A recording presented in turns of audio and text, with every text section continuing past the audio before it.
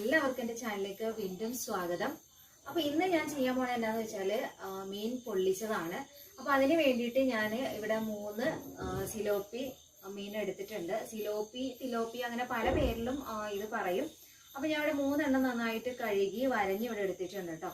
അപ്പോൾ നമുക്കിത് എങ്ങനെ തയ്യാറാക്കാൻ നോക്കാം കേട്ടോ. എൻ്റെ ചാനൽ ആദ്യമായിട്ട് കാണുന്നവരുണ്ടെങ്കിൽ ഒന്ന് സബ്സ്ക്രൈബ് ചെയ്ത് സപ്പോർട്ട് ചെയ്യുക. വീഡിയോ നിങ്ങൾക്ക് ഇഷ്ടപ്പെടുവാണെങ്കിൽ ലൈക്ക് ചെയ്യുക, ഷെയർ ചെയ്യുക, അതുപോലെ നിങ്ങളുടെ കമൻസ് ഒക്കെ കമൻറ്റ് ബോക്സിലൂടെ അറിയിക്കുക. അപ്പോൾ നമുക്ക് നേരെ വീഡിയോയിലോട്ട് പോകാം.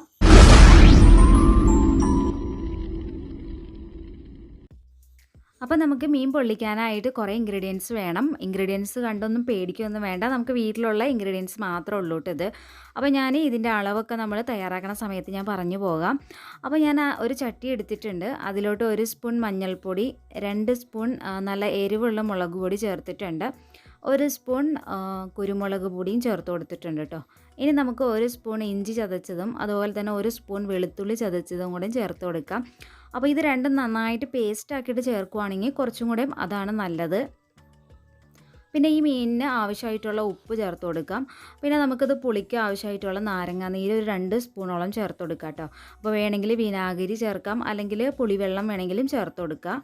ഇനി നമുക്ക് ഇതിലോട്ട് കുറേശ്ശെ വെളിച്ചെണ്ണ ഒഴിച്ച് കൊടുത്തിട്ട് നന്നായിട്ടൊന്ന് മിക്സ് ചെയ്തെടുക്കുക. സാധാരണ നമ്മൾ മീനൊക്കെ മുളക് പുരട്ടുന്ന ആ ഒരു കൺസിസ്റ്റൻസിയിൽ നമുക്കിത് റെഡിയാക്കി എടുക്കാം. അപ്പോൾ കൈ ഉപയോഗിച്ചിട്ട് നന്നായിട്ട് മിക്സ് ആക്കുമ്പോൾ എല്ലാം നന്നായിട്ട് മിക്സ് ആവും. ഇനി നമുക്കിത് ഓരോ മീനെടുത്ത് ആ മീനിൻ്റെ മുകളിലും അതുപോലെ തന്നെ ഉള്ളിലൊക്കെ നന്നായിട്ട് ഇതൊന്ന് പുരട്ടി കൊടുക്കാം.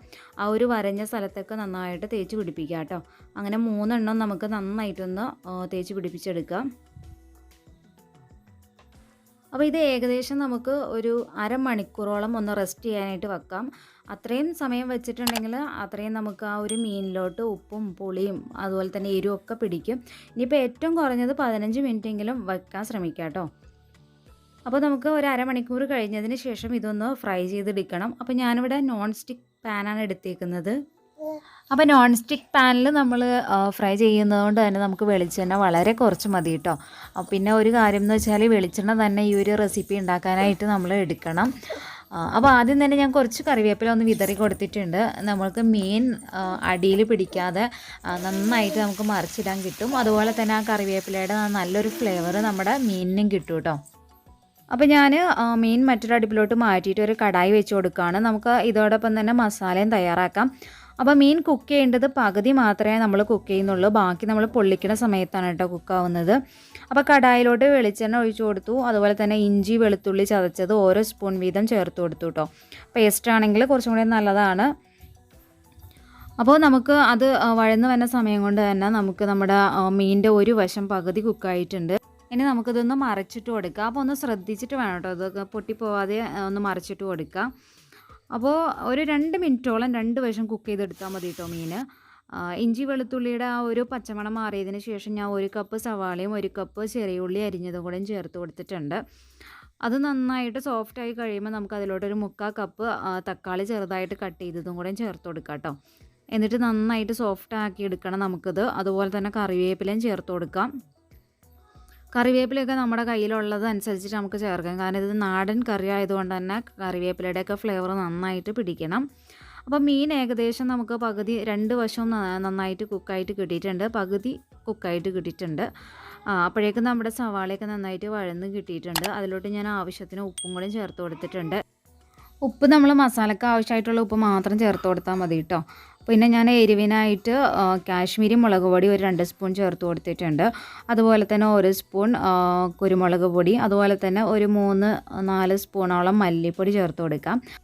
ഇനി നമുക്ക് ഉലുവ വറുത്ത് പൊടിച്ചത് ഒരു 1/4 സ്പൂണോളം കൂടെയും ചേർത്ത് കൊടുത്ത് നന്നായിട്ടൊന്ന് ചൂടാക്കിയെടുക്കാം. അതിനുശേഷം നമുക്കിതിലോട്ട് പുളിക്ക് ആവശ്യമായിട്ടുള്ള നാരങ്ങാനീര് ചേർത്ത് കൊടുക്കാം. ഒരു 3 സ്പൂണോളം ഞാൻ ചേർത്ത് കൊടുത്തിട്ടുണ്ട്. ഇനിയിപ്പോൾ നിങ്ങൾക്ക് വിനാഗിരി വേണമെന്നുണ്ടെങ്കിൽ അങ്ങനെ ചേർക്കാം, അല്ല പുളിയുടെ വെള്ളം മതി എന്നുണ്ടെങ്കിൽ അങ്ങനെയും ചേർക്കാം കേട്ടോ.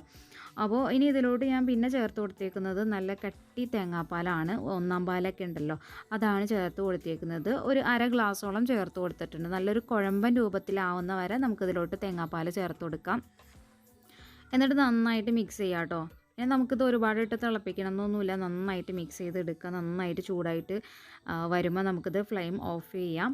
അതിനുശേഷം നമുക്കിതിലോട്ട് വേണ്ടത് വാഴയിലയാണ് കേട്ടോ. അപ്പം ഞാനിവിടെ വാഴയില എടുത്തിട്ട് ഗ്യാസുമ്മ വാട്ടിയെടുത്തിട്ടുണ്ട്. കാരണം ഇല പൊട്ടി പോകരുത്. അപ്പം നമ്മൾ ആദ്യമേ തന്നെ ഇല വാട്ടിയെടുക്കുക. അതിനുശേഷം നമുക്ക് കുറച്ച് ഇഞ്ചിയും അതുപോലെ തന്നെ വെളുത്തുള്ളിയും അരിഞ്ഞത് ചേർത്ത് കൊടുക്കാം. കുറച്ച് കറിവേപ്പില ഇട്ട് കൊടുക്കുക. എന്നിട്ട് അതിൻ്റെ മുകളിൽ നമുക്ക് ഈ ഒരു മസാല കുറച്ചെടുത്തിട്ട് നന്നായിട്ടൊന്ന് പരത്തി കൊടുക്കുക കേട്ടോ. എന്നിട്ട് ഈ ഒരു മസാലയുടെ മുകളിലാണ് നമ്മൾ മീൻ വെച്ച് കൊടുക്കുന്നത്. നമ്മൾ പകുതി ഫ്രൈ ചെയ്തേക്കുന്ന മീനുണ്ടല്ലോ, അപ്പോൾ ഒന്ന് സൂക്ഷിച്ചിട്ടൊക്കെ വെച്ച് കൊടുക്കുക, നുറുങ്ങി പോകാതെ. എന്നിട്ട് അതിൻ്റെ മുകളിൽ നമ്മൾ കുറച്ചും കൂടെ മസാല എടുത്തിട്ട് ഇതുപോലെ കവർ ചെയ്ത് കൊടുക്കുക. ഫുള്ള് കവർ ചെയ്തിട്ട് കൊടുക്കുക.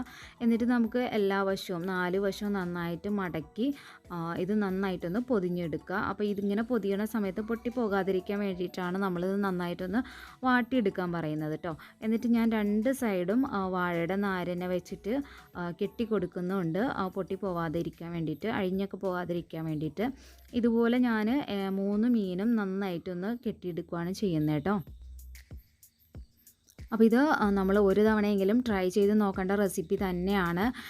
ഞാനിത് ഉണ്ടാക്കുന്ന സമയത്ത് ഈ ഒരു തിലോപ്പി അങ്ങനെ പല പേരിലും ഇത് അറിയും കേട്ടോ. അപ്പോൾ ഇതിന് ടേസ്റ്റ് കുറവാണെന്നൊക്കെ പറഞ്ഞു.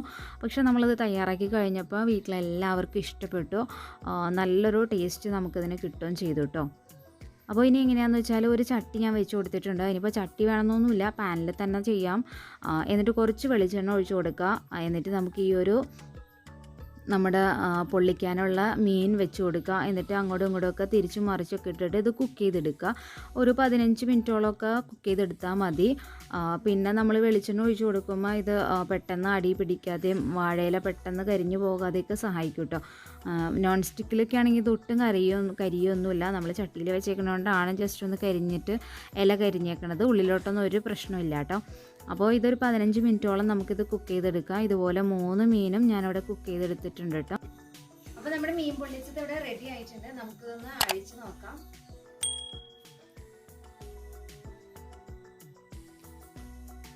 അപ്പോൾ ഇതുവരെ മീൻ പൊള്ളിച്ചത് ഇതുപോലെ ട്രൈ ചെയ്യാത്തവർ തീർച്ചയായിട്ടും ഇതൊന്ന് ട്രൈ ചെയ്ത് നോക്കണം കേട്ടോ.